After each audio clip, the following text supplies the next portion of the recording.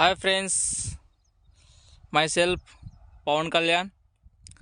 So నేను పచ్చిమిరప తోటకు మన విన్మార్గ్ కంపెనీలో కిసాన్ మాస్ అనేటువంటి ఒక ప్రోడక్ట్ యూజ్ చేయించాను.